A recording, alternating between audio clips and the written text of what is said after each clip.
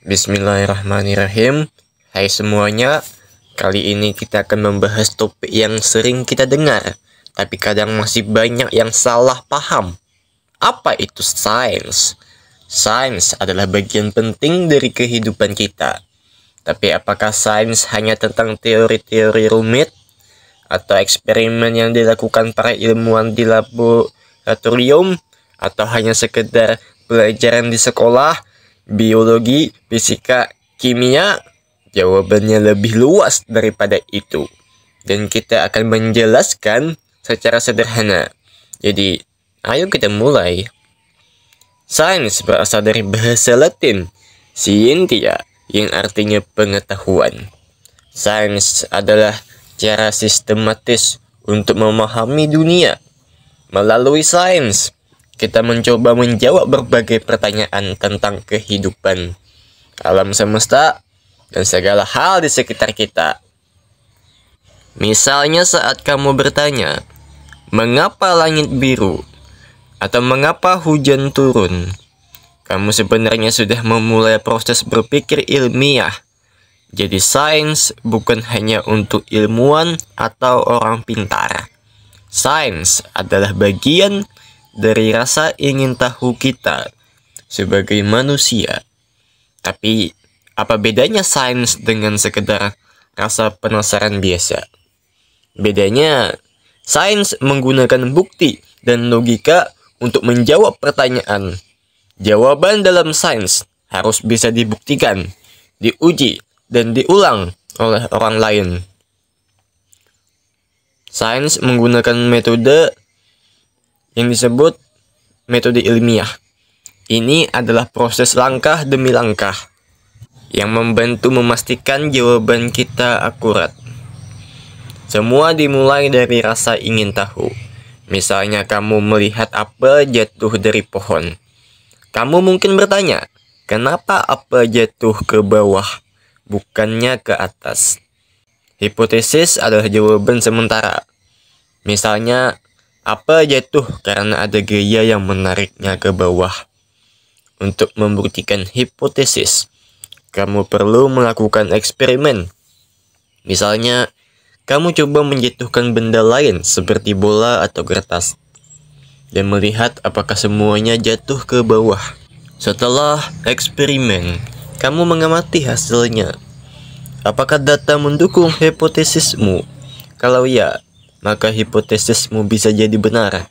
Kalau tidak, kamu perlu membuat hipotesis baru. Dari data yang kamu kumpulkan, kamu bisa menarik kesimpulan. Inilah yang dilakukan Isaac Newton ketika meneliti hukum gravitasi.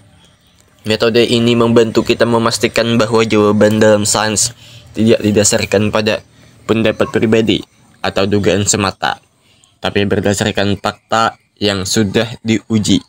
Di Yunani, filsuf seperti Aristoteles mencoba menjelaskan fenomena alam dengan logika dan pengamatan. Di Timur Tengah, ilmuwan muslim seperti Al-Khwarizmi mengembangkan aljabar dan astronomi yang menjadi pondasi sains modern. Revolusi sains di Eropa abad ke-16 dan 17, tokoh seperti Galilei, Isaac Newton, dan Johannes Kepler membawa perubahan besar dalam cara kita memahami dunia. Sains bukan hanya tentang teori besar seperti gravitasi atau relativitas. Sains ada di setiap aspek kehidupan kita. Saat kamu memasak, kamu sebenarnya sedang menggunakan prinsip kimia dan fisika. Misalnya, kenapa air mendidih pada suhu tertentu? Atau bagaimana ragi membuat roti bisa mengembang? Itu adalah sains. Teknologi seperti ponsel, komputer, atau internet adalah hasil dari penelitian ilmiah bertahun-tahun. Fisika dan matematika memungkinkan kita mengirim pesan dalam hitungan detik ke belahan dunia dengan proses yang rumit. Itu adalah sains. Kesehatan kita juga sangat bergantung pada sains. Obat-obatan, vaksin, dan alat medis semuanya ada karena penelitian ilmiah. Itu adalah sains. Sains juga membantu kita memahami fenomena alam. Misalnya, mengapa terjadi gempa bumi, bagaimana cuaca bisa berubah, atau bagaimana bintang-bintang terbentuk di luar angkasa sehingga menjadi pemandangan indah di langit malam. Kenapa sains penting? Sains membantu kita membuat hidup lebih baik. Di bidang kesehatan, banyak penyakit yang dulu dianggap tak bisa diobati, seperti cacar, kini bisa dicegah berkat adanya vaksin yang diciptakan oleh sains. Di bidang teknologi, transportasi modern seperti mobil listrik dan pesawat tidak mungkin ada tanpa penelitian ilmiah. Di bidang lingkungan, sains membantu kita memahami perubahan iklim dan mencari cara untuk melindungi planet kita.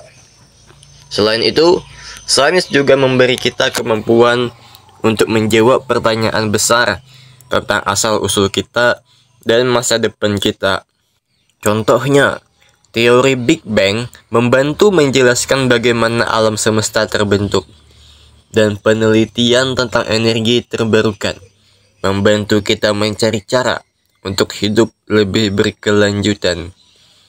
Ada juga cabang-cabang sains yang dibagi menjadi banyak cabang, masing-masing dengan fokusnya sendiri. Sains alam, yaitu fisika, kimia, biologi, astronomi, dan geologi. Ini membahas hukum alam dan materi di alam semesta. Sains sosial terdiri atas psikologi, sosiologi, antropologi, dan ekonomi. Cabang ini mempelajari perilaku manusia dan masyarakat. Lalu sains formal yang terdiri dari matematika dan logika, yang menyediakan dasar-dasar untuk memahami sains lainnya. Sains terapan terdiri dari teknologi, kedokteran, dan teknik, yang fokus pada penggunaan pengetahuan ilmiah untuk menyelesaikan masalah praktis. Banyak orang berpikir bahwa sains itu sulit, membosankan, atau hanya untuk orang tertentu. Ini adalah salah satu kesalahpahaman yang besar. Sains itu untuk semua orang.